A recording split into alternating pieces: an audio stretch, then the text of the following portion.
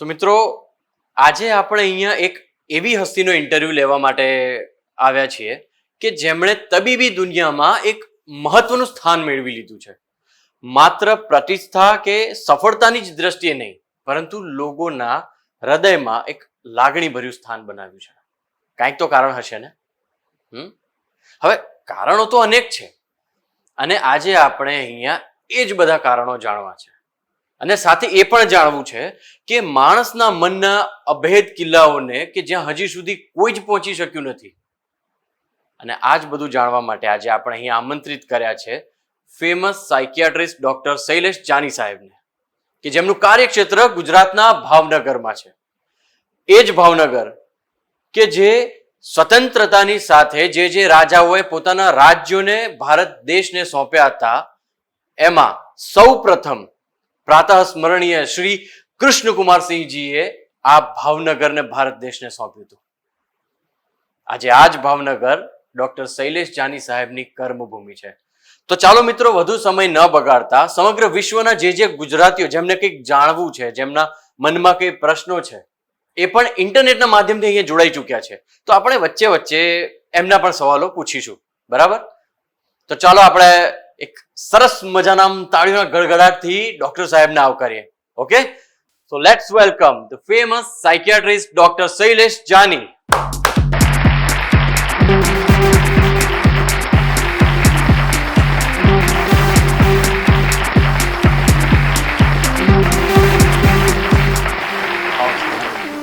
કેમ છો? બસ મજા. તમે નહીં માનો સર, મેં અમને કીધું હતું કે અહીંયા તમારે વેલકમ માટે એક ફ્રૂટ્સ રાખો. હા હા. સફરજન લઈ આવે એ લોકો, મારે ખસેડવા પડે. મને યાદ આવ્યું an apple a day tip doctor આવે. મેં કીધું હવે સફરજન આવશે તો મારે તમારી જોડે ઇન્ટરવ્યુ કેમ ન થશે. એનીવે સર, આવો please, welcome sir. So finally sir, આજે તમારી જોડે મારી મુલાકાત થઈ જ ગઈ. તો હવે જે લોકોને અને અમારા બધાના મનમાં જે પ્રશ્નો છે, હું સીધું તમને એના વિશે પર જ આપણે વાત કરીએ. હા હા. તો અત્યારે સર સમગ્ર વિશ્વમાં જે સૌથી વધારે ગુંજી રહ્યું છે માનસિક રોગો વિશે, તો એમાં આપણે ધારો કે ડિપ્રેશન લઈ લઈએ. હા હા. તો ડિપ્રેશન સમગ્ર વિશ્વના માત્ર 3.5% લોકોને જ છે. તો જો ખાલી આટલા જ લોકોને છે તો પછી એના માટે આટલો હોબાળો શા માટે? સક્ષમભાઈ, 3.5% આપણે ખાલી ભારતની વસ્તીની વાત કરીએ તો આપણી વસ્તી 140 કરોડ છે. એટલે ક્રોસ સેક્શનલી ગણો તો લગભગ 7-8 કરોડ લોકોને આ બીમારી, ડિપ્રેશનની બીમારી છે. એટલે એ રીતે જો તો બહુ વાસ્ટ ફિગર આવે. એ સિવાય ડિપ્રેશન તો એક માનસિક બીમારીનો એક બીમારી છે. એ સિવાય છે સ્કિઝોફ્રેનિયા છે, તો એ 1% લોકોને આ બીમારી છે. એટલે ક્રોસ સેક્શનલી ગણો તો તમે 1,40,00,000 લોકો આ બીમારીથી પીડાઈ રહ્યા છે. ઓસીડી છે તો એ 2-3% લોકોને આ બીમારી છે. સેમ ફોબિયા છે, one of the most common anxiety disorder. એ લગભગ 6-13% લોકોને અલગ અલગ પ્રકારના ફોબિયા છે. આ સિવાય એપિલેપ્સી કે વાયખેંચની બીમારી છે, એ 1% લોકોને આ બીમારી છે. માઇગ્રેન છે, બહુ one of the most common illness કહી શકાય, માથાનો દુખાવો. એ 10% લોકો. એટલે આમ ભારતની વસ્તીની ગણતરી કરો તો 14 કરોડ લોકોને માઇગ્રેનથી પીડિત છે. અને માનસિક બીમારીમાં સૌથી વધારે જો તકલીફદાયક હોય તો એ છે સુસાઇડ કે આપઘાત. ગવર્મેન્ટના આંકડા પ્રમાણે છેલ્લા વર્ષે 1,71,000 જણાએ આપઘાત કર્યો. આ કમ્પ્લીટ સુસાઇડ છે.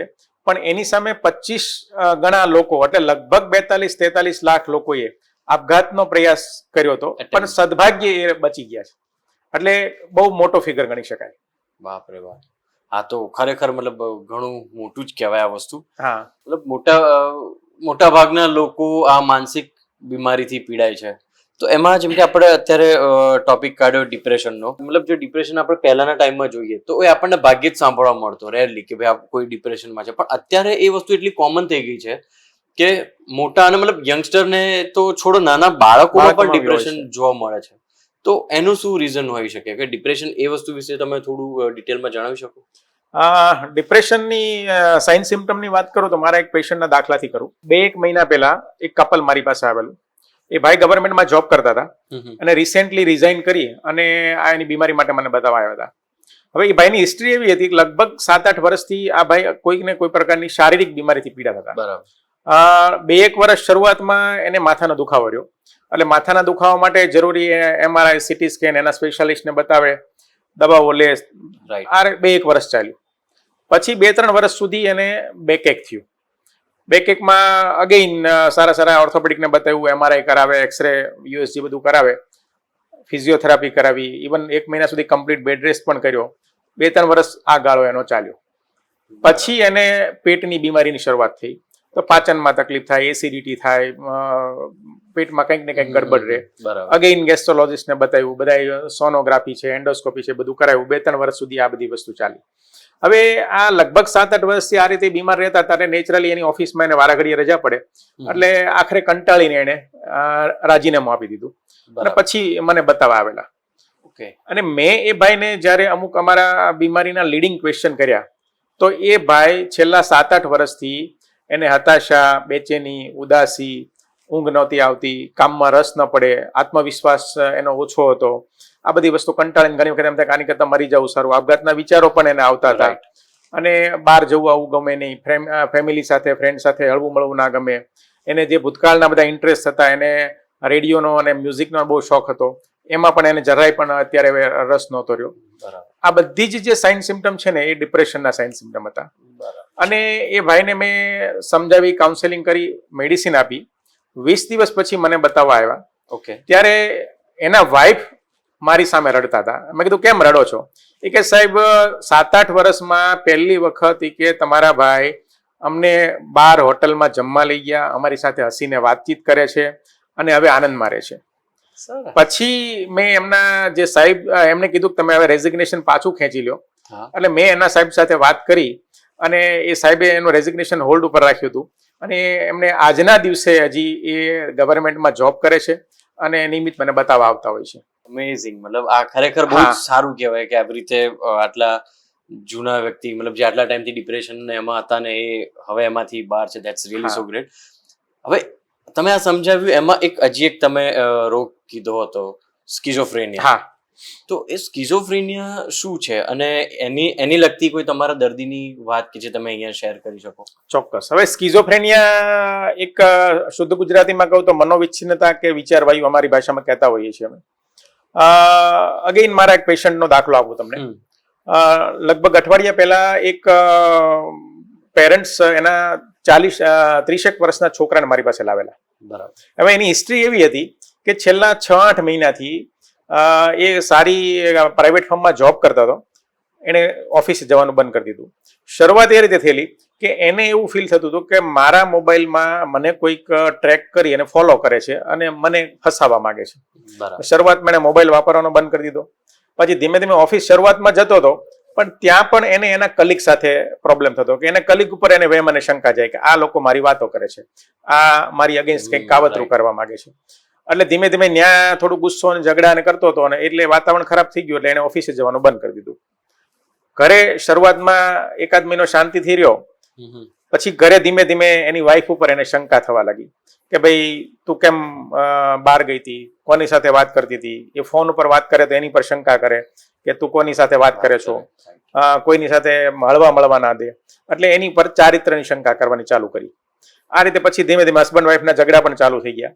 અને એ સિવાય ઘરમાં હોય તો પણ ક્યારેક ગુસ્સો કરે, ઝઘડા કરે, કોઈ વસ્તુ નાની મોટી ફેંકી દે, કોઈને ગાળો આપે. આવા પ્રોબ્લેમ તો ઘરમાં રહેતા જ હતા. મનમાં ઘણી વખત કંઈક હોઠ ફફડાવતો હોય, ક્યારેક મનમાં કોઈ દાંત કાઢતો હોય, આ પ્રકારની તકલીફ થતી હતી. પણ આ જે બધી વસ્તુ છે એ સ્કિઝોફ્રેનિયા કહી શકાય. એટલે મેઇનલી સ્કિઝોફ્રેનિયામાં વેમ, ડર, બીક, શંકા, ગુસ્સો, જીદ, કામમાં બહુ રેગ્યુલર ના હોય, વિના કારણ હસે કે રડે. અને ઘણી વખત આવા દર્દીમાં અમારી ભાષામાં ઓડિટરી હેલ્યુસિનેશન્સ કહેવાય કે તમને કે મને એ અવાજ ન સંભળાય પણ એને કોઈ કાનમાં અવાજ સંભળાતો હોય, કે ઘણી વખત કોઈ વસ્તુ, ચિત્ર દેખાતું હોય અને એને રિએક્ટ પણ કરતા હોય છે. એટલે આ એક પ્રકારની સાયકોસિસ કે સ્કિઝોફ્રેનિયાની બીમારી કહી શકાય. બરાબર. તો પછી સર મને શું લાગે છે, ઓનેસ્ટલી કહું, મારા વાઈફને સ્કિઝોફ્રેનિયા છે.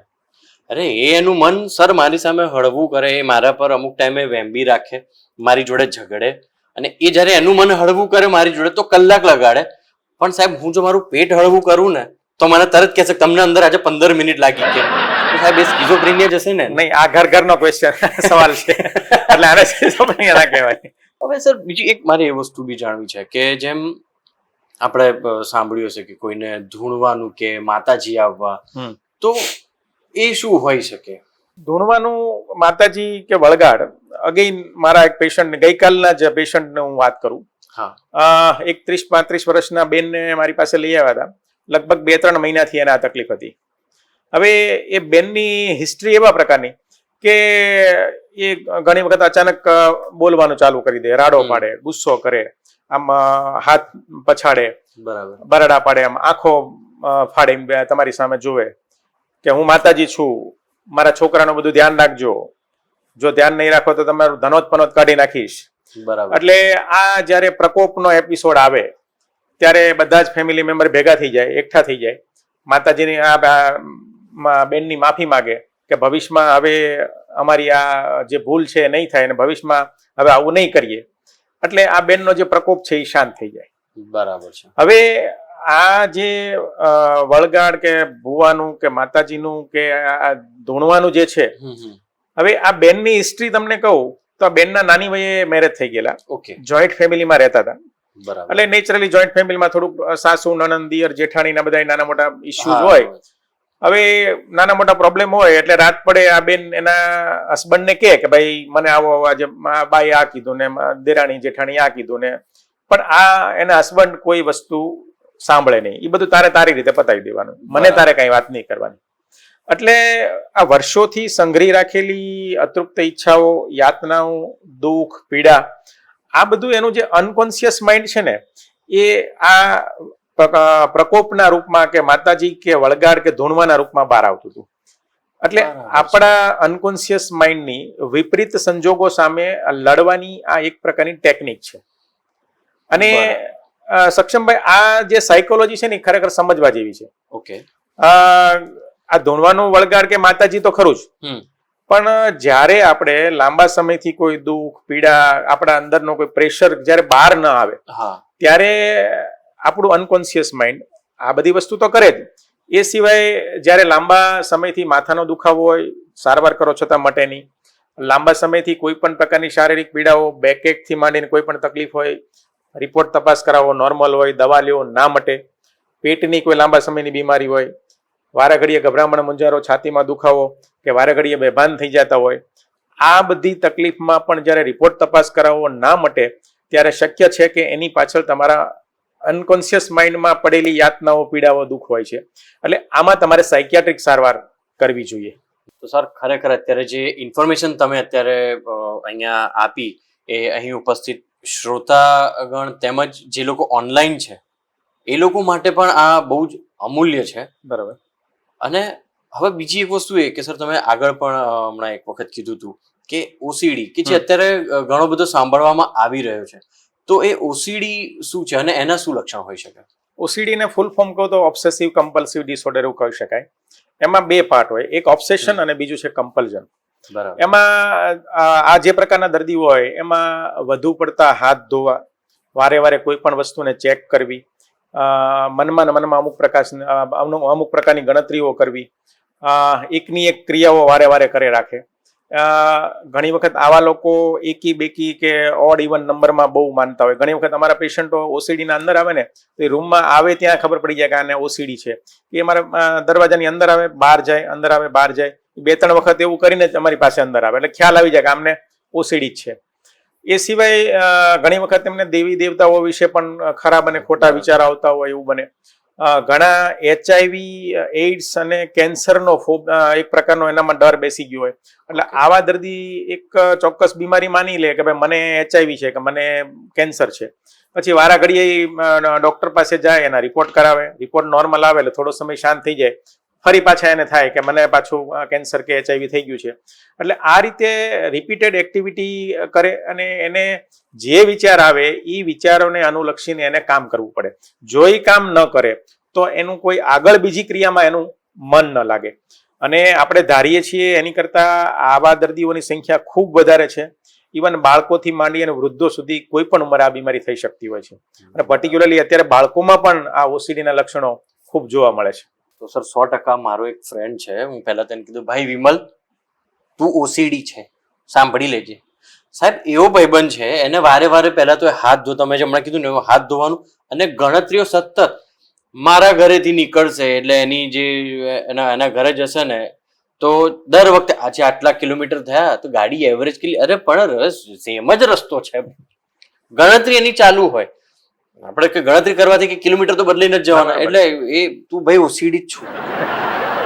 હવે બીજું એ જાણવું છે કે આ પેનિક એટેક જે અત્યારે ખરેખર બહુ કોમન થઈ ગયો છે અને એમ કે ને કે દર 10 કે 15 વ્યક્તિ એક વ્યક્તિમાં વસ્તુ સાંભળવા મળતું હોય છે. તો સર આ પેનિક એટેક શું છે? પેનિક એટેક એ બેઝિકલી એક એન્ઝાયટી સ્પેક્ટ્રમ બીમારી કહી શકાય.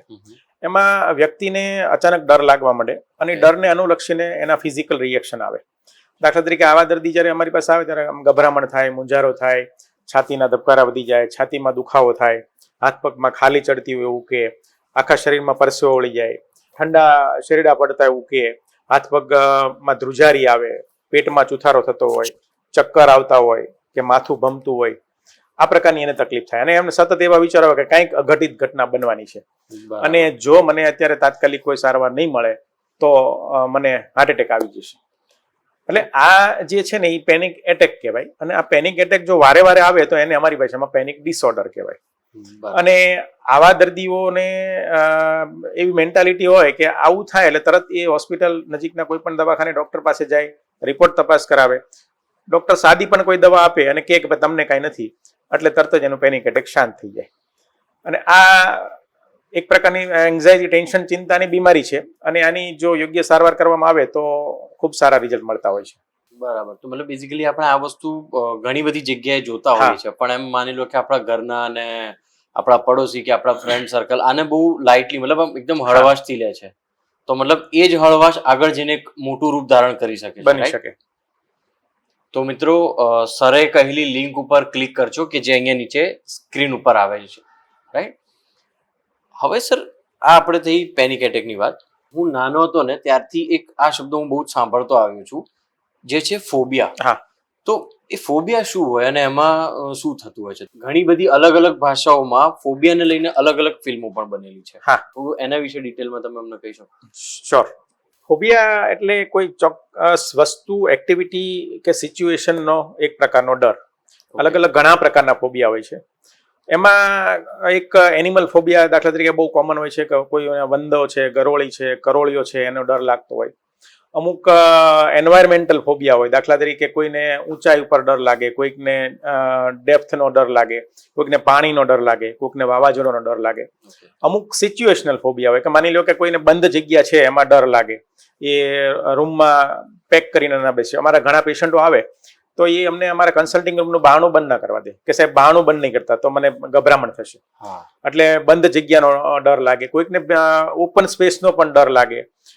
ઘણા મારા એક પેશન્ટ છે એને પ્લેનનો ડર છે કે પ્લેનમાં બેસે ને એને એમ થાય કે બહાણું બંધ કરે એર હોસ્ટેસ એટલે એને ગભરામણ થવા માંડે કે હવે ત્યાં ઉપર જઈશ ને મને કંઈક હાર્ટ એટેક આવશે તો અહીંયા ડોક્ટર તો મળશે નહીં, મારું શું થશે? એટલે કોઈ દિવસ એ પ્લેનમાં ટ્રાવેલ નથી કરતા. બીજો એક છે ને બ્લડનો ફોબિયા હોય. ઘણા તમે લોકો જોયા હશે કે ભાઈ લેબોરેટરીમાં બ્લડ લેતા હોય ને એટલે એ તરત જ બેભાન થઈ જાય. આને હિમોફોબિયા કહેવાય અમારી ભાષામાં. અને બીજો one of the most common phobia છે સોશિયલ ફોબિયા, કે લોકોને જાહેરમાં મંચ ઉપર કે કોઈ 10 માણસોની વચ્ચે બોલવાનું કહેવામાં આવે તો પગ ધ્રુજવા માંડે. આ બહુ કોમન ફોબિયા છે અને આ સિવાય બીજા હજારો પ્રકારના ફોબિયા છે, પણ યુઝ્યુઅલી અમારી પ્રેક્ટિસમાં આ વધારે જોવા મળતા હોય છે. બરાબર છે. તો સર ફોબિયામાં જેમ હમણાં તમે કીધું કે ગરોળી, વંદા, કરોળિયા એ બધા ફોબિયા છે, તો આ ફોબિયાની એવી કોઈ દવા ખરી કે મારા વાઈફ જે છે એ ગરોળી, વંદા ને એ બધાને બદલે મારાથી બીવે? મતલબ હું ઘરમાં આવું ને તો એને આમ ધ્રુજે એવું કઈ થાય? અઘરો ક્વેશ્ચન છે. મતલબ બધા સાચું કે છે કે ડોક્ટર ભગવાનનું જ રૂપ હોય. હું ભગવાનને એમ કહું ને કે ભાઈ મને મારી બૈરીથી થોડું બચાવો તો આ જ રિસ્પોન્સ હોય. અઘરું છે. તો આ વિષય તો એવો છે કે સર મતલબ ઘણો કોમન છે અને ઘણા બધા લોકો ફોબિયાથી પસાર થતા હોય છે. હવે સર જે વસ્તુ વિશે મારે વાત કરવી છે ને એ વસ્તુ એમ માનો કે આખી દુનિયામાં ખૂબ જ ઝડપથી વધી રહી છે અને એમાં પણ આપણા દેશમાં તો કંઈક અલગ જ સ્પીડ છે એની, જે છે નશાનું પ્રમાણ. મતલબ પહેલાના સમયમાં તો આપણે સાંભળતા કે ચરસ અને ગાંજો શબ્દ વપરાતો અને પહેલાની મૂવીમાં પણ એનો ઉપયોગ થતો હતો. ઇનફેક્ટ ધર્મેન્દ્ર સરની એક મૂવી છે કે જેમનું નામ જ ચરસ છે. અને અત્યારે જો આપણે જોવા જઈએ તો નશાના પણ અલગ અલગ નામ છે. ઘણા બધા નામના નશા છે. તો લોકોએ એનાથી અવેર કેવી રીતે થવું જોઈએ? ઇવન જે પેરેન્ટ્સ છે એમણે કેવી રીતે જાગૃત થવું જોઈએ? અને જો કોઈ તમારી જોડે આવે વ્યસન મુક્તિ માટે તો એણે કયું ને કેમનું શું ધ્યાન રાખવું જોઈએ?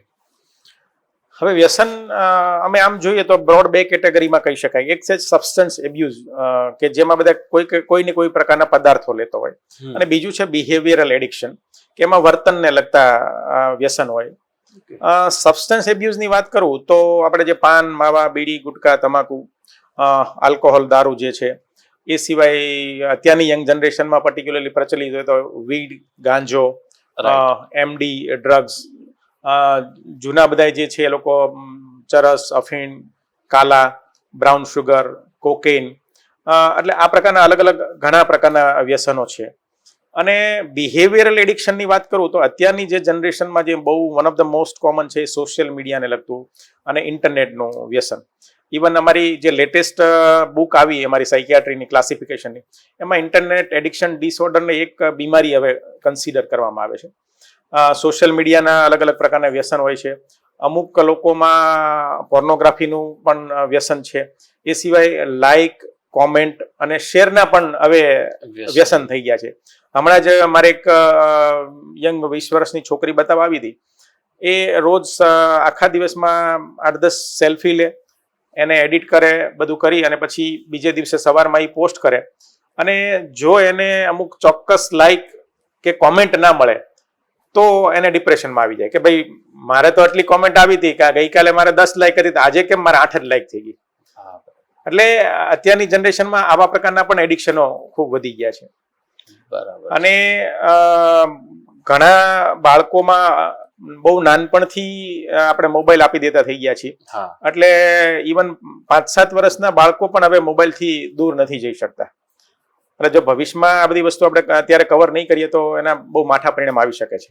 સર, અત્યારે જેમ તમે હમણાં કીધું એમાં એક હતું પોર્નોગ્રાફી ને બધું, તો એક સવાલ એ બી છે કે અત્યારે યુવાનો અને યુવતીઓમાં સેક્સને લઈને અમુક સમસ્યાઓ છે કે જેમાં એ લોકો એમ કે બિનજરૂરી ડરને લીધે કોઈ ઓથેન્ટિક ડોક્ટર પાસે જવાને બદલે કઈ બી એમ ચીલા ચાલુ કે લઈ ભાગુ ડોક્ટર પાસે જાય અને લાખો રૂપિયા ખર્ચે, અને એ પછી પણ એમને પરિણામ એકદમ શૂન્ય મળતું હોય છે. તો એના વિશે થોડું આપણે ડિટેલમાં. સેક્સ્યુઅલ ડિસ્ફંક્શન બંને લેડીઝ અને જેન્ટ્સ બંનેમાં જોવા મળતા હોય છે. પણ યુઝ્યુઅલી આપણા કલ્ચર પ્રમાણે મેલ પેશન્ટો અમારી પાસે યુઝ્યુઅલી બહુ ઇઝીલી આવતા હોય છે. લેડીઝ પેશન્ટો કમ્પેરેટિવલી ઓછા આવતા હોય. મેલ સેક્સ્યુઅલ ડિસ્ફંક્શનની વાત કરું તો વન ઓફ ધ મોસ્ટ છે એ નપુસંગતા કે ઇરેક્ટાઇલ ડિસ્ફંક્શન, એને શોર્ટ ફોર્મમાં ઈડી કહેવાય. આ સિવાય શીઘ્રપતન કે પ્રીમેચ્યોર ઇજેક્યુલેશન, કે એમાં વીર્યસ્ત્રાવ બહુ ઝડપથી થઈ જાય. સ્વપ્ન દોષ, એટલે ઘણી વખત રાત્રે પથારીમાં વીર્યસ્ખલન થઈ જતું હોય. એ સિવાય ધાતુ સ્ત્રાવ છે, સેક્સ માટેની ઈચ્છા ઓછી થવી કે ન થવી, આવા અલગ અલગ પ્રકારના ઘણા સેક્સ્યુઅલ ડિસ્ફંક્શન જોવા મળતા હોય છે. તમે જે કીધું એ પ્રમાણે ચોક્કસ પર્ટિક્યુલરલી આપણા ઇન્ડિયન કલ્ચરમાં સેક્સને લગતી બહુ માહિતી એટલી બધી નથી. હવે ઇન્ટરનેટને લીધે આ બધી વસ્તુ ઇઝીલી અવેલેબલ થઈ, પણ એમાંથી કયું સારું ને કયું સાચું છે એ કાઢવું બહુ અઘરું હોય છે. એટલે ઘણી વખત લોકોમાં અલગ અલગ સોશિયલ મીડિયાના માધ્યમથી કે બધી લે ભાગુ ડોક્ટર પાસેથી દવા લેતા હોય ને હજારો લાખો રૂપિયા ખર્ચી નાખતા હોય છે, પછી અમારી પાસે આવતા હોય છે. તો સર, આ તો હવેથી આપણે મોસ્ટલી યુવાનો અને વૃદ્ધની વાત થઈ, પણ હવે આપણે વાત કરીએ થોડી પેરેન્ટ્સની. કે આજકાલ દરેક વાલીને પોતાના બાળકોની ચિંતા ખૂબ જ હોય છે. તો શું નાના બાળકોમાં સાયકિયાટ્રિક પ્રોબ્લેમ હોઈ શકે? બાળકોમાં આમ તો જન્મે ત્યારથી માંડી અને માણસ મૃત્યુ પામે ત્યાં સુધી સાયકિયાટ્રિક ઇલનેસ થઈ શકે. બાળકોમાં પણ થઈ શકે. જેટલી મેં આપણે અગાઉ વાત કરી કે ભાઈ ડિપ્રેશન છે, સ્કિઝોફ્રેનિયા છે, ફોબિયા છે, ઓસીડી છે, અલગ અલગ પ્રકારના વ્યસન છે, આ તમામ બીમારીઓ બાળકોમાં પણ થાય છે. બરાબર. પણ એના અમુક લક્ષણો થોડા ઘણા મહદઅંશે અલગ પ્રકારના હોય. પણ જે બાળકો સ્પેસિફિક બીમારી તમને કહું તો એક તો સૌથી કોમન મંદબુદ્ધિ કે મેન્ટલ રિટાર્ડેશન કહેવાય. એ જન્મજાત બીમારી છે કે એમાં બાળકનું બુદ્ધિનો વિકાસ, મગજનો વિકાસ જન્મથી જ ઓછો હોય, એટલે એનું ઓવરઓલ ડેવલપમેન્ટ બહુ પાછળ ચાલતું હોય, એને સ્પેશિયલ ટ્રેનિંગ અને એવું આપવું પડે. સેકન્ડ છે એ ઓટિઝમ છે, કે જે જેનેટિકલ બીમારી છે. અમિતાભનું જે બ્લેક પિક્ચર હતું એમાં જે છોકરીને છે એ ઓટિઝમની બીમારી હોય છે. એમાં ઘણી વખત બાળક ગુસ્સો કરે, જીદ કરે, તમારું કોઈ સાંભળે નહીં, એ પોતાના જ એક અલગ વિશ્વમાં રહેતું હોય અને આમ ગોળ ગોળ ફરે રાખે, અને આના પણ સ્પેશિયલ ટ્રેનિંગ આપવી પડતી હોય છે. One of the most common બીમારી જો બાળકોમાં, સ્કૂલે જતા બાળકોમાં હોય ને તો ડિસ્લેક્સિયા છે, કે 6 થી 20% બાળકોમાં આ બીમારી જોવા મળે, ડિસ્લેક્સિયા.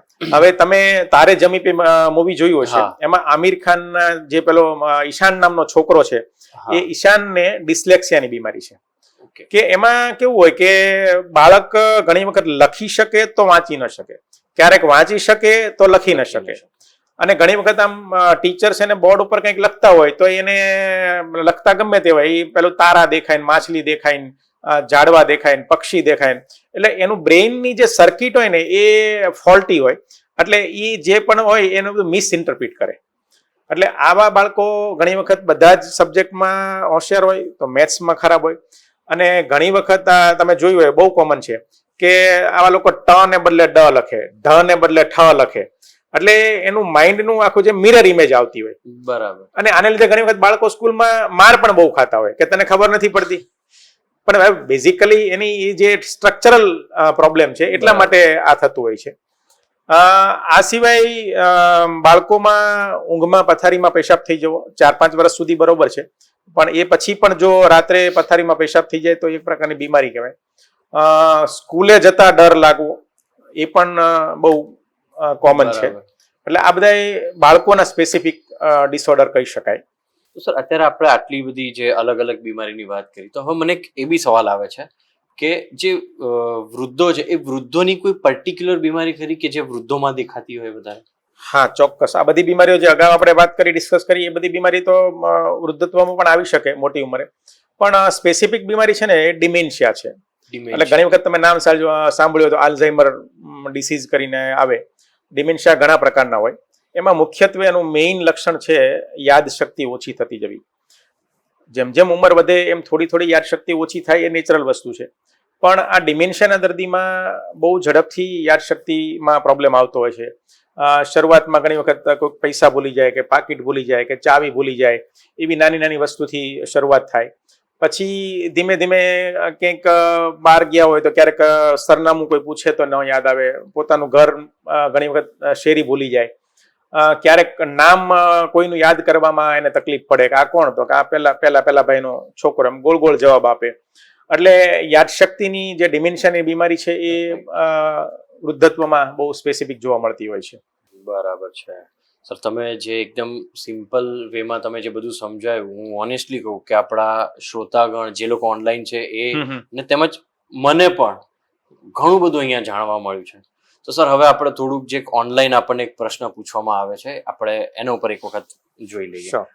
તો ઓનલાઈન આપણને આ ધવલભાઈ એક છે કે જે કેનેડાથી પ્રશ્ન પૂછી રહ્યા છે કે આ બધા રોગો વિશે એ પહેલેથી જ લાઈવ પ્રસારણમાં જોડાયેલા છે, પણ એમને વિદેશમાં ડોક્ટર સહેલાઈથી મતલબ ઇઝીલી નથી મળતા, અને જે મળે છે એ ખૂબ જ મોંઘી સારવાર હોય છે કે જે એમને પોસાય નહીં. તો એની સારવાર કયા પ્રકારની હોય એ એમને જાણવું છે તમારી જોડેથી. હા, ચોક્કસ ધવલભાઈ. ત્યાં આ બધી સાયકિયાટ્રિકની જે સારવાર છે એ ઘણી વખત ખર્ચાળ હોય છે, અને ઘણી વખત એપોઇન્ટમેન્ટ નથી મળતી. મારા ઘણા પેશન્ટો એવા છે જે વિદેશમાં રહેતા હોય છે, ત્યાં 6 મહિના, એકાદ વર્ષ પછી સાયકિયાટ્રિસ્ટની એપોઇન્ટમેન્ટ મળતી હોય છે. એટલે રાધર એ લોકો મને ઘણી વખત ત્યાંથી અહીંયા આવીને મને બતાવી જતા હોય છે. એ લોકોને બહુ ઇઝી અને સરળ પડતું હોય છે. તો બેઝિકલી ધવલભાઈ, આમ તો તમારે પ્રોપર સાયકિયાટ્રિસ્ટને જ બતાવવું પડે. સો welcome to India and Bhavnagar 2. હવે સર, અમુક માન્યતાઓ છે કે જેને લઈને મારે એની ક્લેરિફિકેશન મારે જોઈએ છે. તો શું એ માન્યતાઓ હું તમને કહું તો તમે મને એની ક્લેરિફિકેશન આપી શકો? ડેફિનેટલી. તો આપણે થોડીક એની ઉપર વાત કરીએ. તો જેમ કે એમાંની એક છે કે માનસિક બીમારી એ નબળા મનની નિશાની છે. ના, એ વસ્તુ તદ્દન ખોટી છે. આ એક મેડિકલ કન્ડિશન જ છે. એમાં કોઈ નબળું મન કે નબળું કેરેક્ટર હોય એને જ આ બીમારી થાય એવું જરૂરી નથી. બરાબર છે. બીજું એક એ છે કે માનસિક બીમારી કે મેન્ટલ ઇલનેસ એ બહુ રેર કે આમ જૂજ જ જોવા મળતી હોય છે. ના, એબ્સોલ્યુટલી નહીં. ફિગર પ્રમાણે તમને કહું તો દર 5 માંથી 1 વ્યક્તિને માનસિક કોઈને કોઈ પ્રકારની બીમારી છે. એટલું ખરું કે આ 5માંથી એક વ્યક્તિ, દરેક વ્યક્તિ દવા નથી લેતા હોતા, પણ બીમારી બહુ કોમન છે. હવે એક એ છે કે મેન્ટલ ઇલનેસ એટલે કે કામ ના કરવાનો સરળ રસ્તો, એ સાચું છે? ના, કારણ કે મેન્ટલ ઇલનેસ થવા માટે મલ્ટિપલ ફેક્ટર્સ જવાબદાર છે. બાયોલોજીકલ છે, જીનેટિકલ છે, એન્વાયરમેન્ટલ છે, સિચ્યુએશનલ છે, ઇકોનોમિકલ ફેક્ટર્સ છે, અમુક કલ્ચરલ ફેક્ટર્સ છે. એટલે આ બધી અલગ અલગ ફેક્ટર્સનું મિશ્રણ છે. કોઈ એક ચોક્કસ વસ્તુથી થાય છે એવું જરૂરી નથી. એ પછી એક છે કે જે મેન્ટલ ઇલનેસ વાળા ક્યારેય કામ ના કરી શકે. ના, એવું નથી. મારા લોટ ઓફ પેશન્ટો ક્લાસ 1, ક્લાસ 2, ક્લાસ 3 ઓફિસર્સ છે. દવા લીધા પછી મટી ગયું છે અને ફરી જોબ કરે છે, અને અમુક લોકો ચાલુ દવા એ પણ જોબ કરી રહ્યા છે. એ પછી એક માન્યતા એવી પણ છે કે માનસિક બીમારીમાં જે દવાઓ આપણે લઈએ એ આજીવન ચાલુ રાખવી પડે.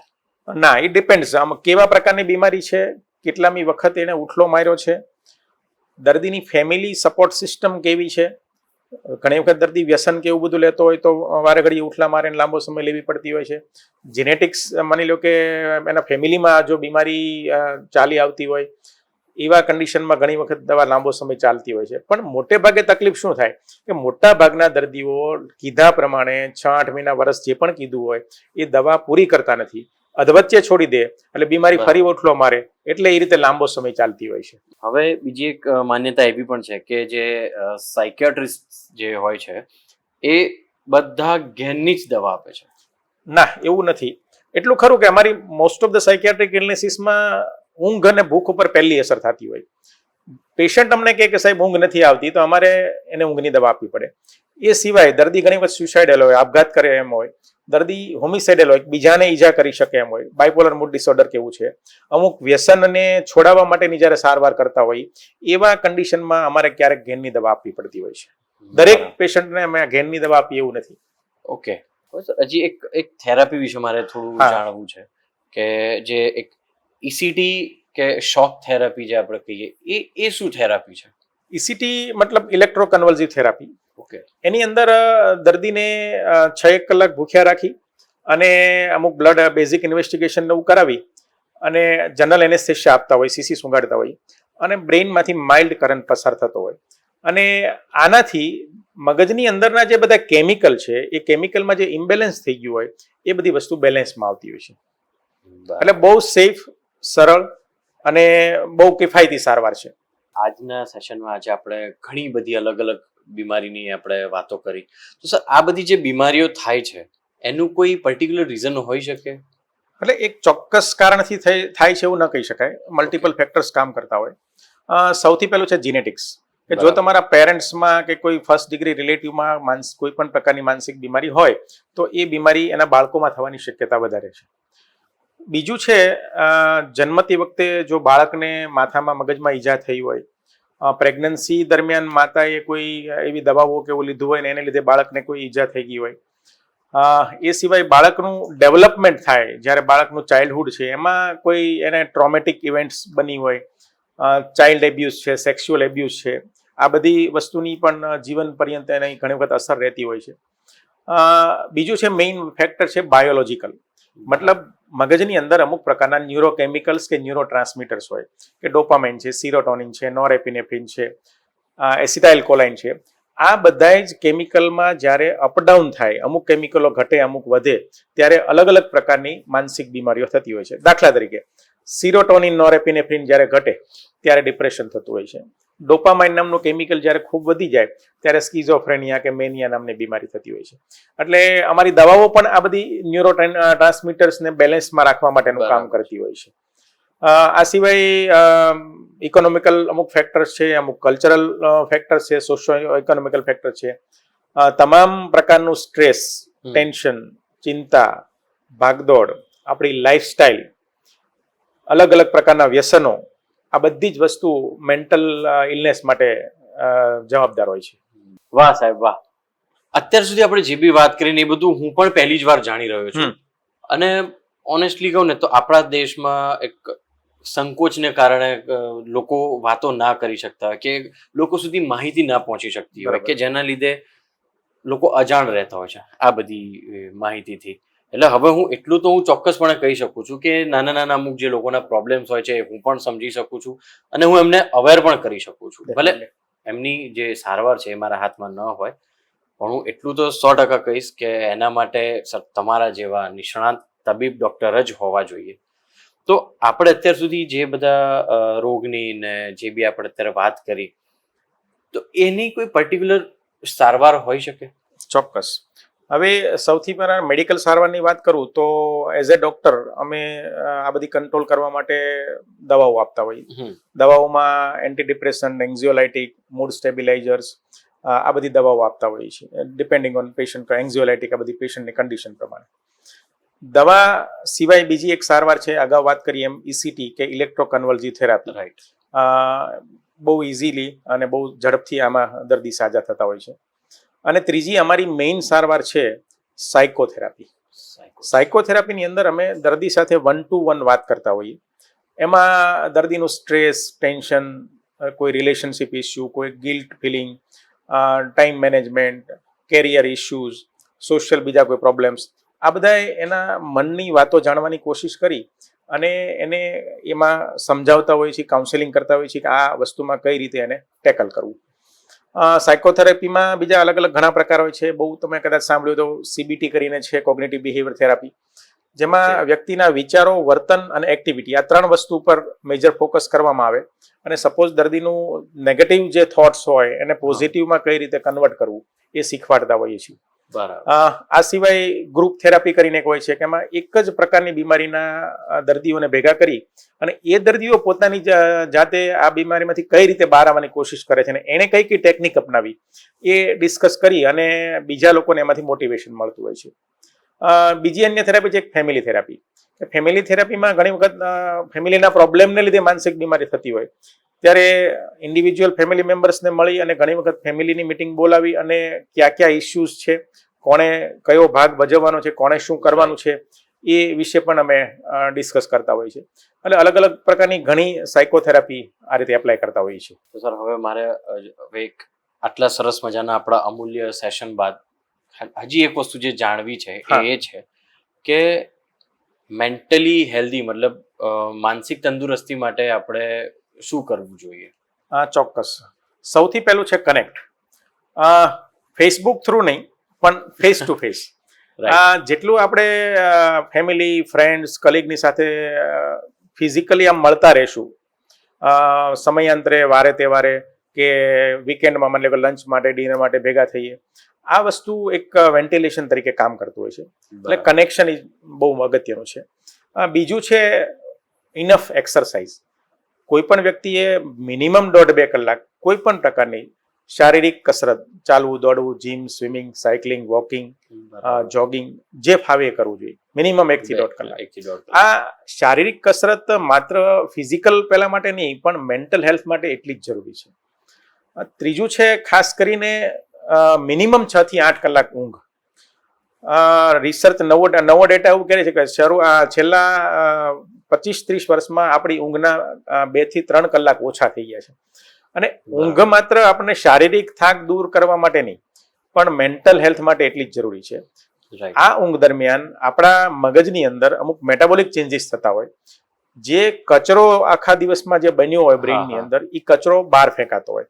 હવે જો તમે પૂરતી ઊંઘ નહીં લ્યો તો આ કચરો ધીમે ધીમે જમા થશે, એમાંથી એમાઇલોઇડ પ્લેક્સ બનશે અને અગાઉ વાત કરી એમાંથી એમાઇલોઇડ પ્લેકમાંથી ધીમે ધીમે ડિમેન્શિયા કે યાદશક્તિની બીમારી થશે. એટલે તમારી યાદશક્તિ ઓછી થતી જશે.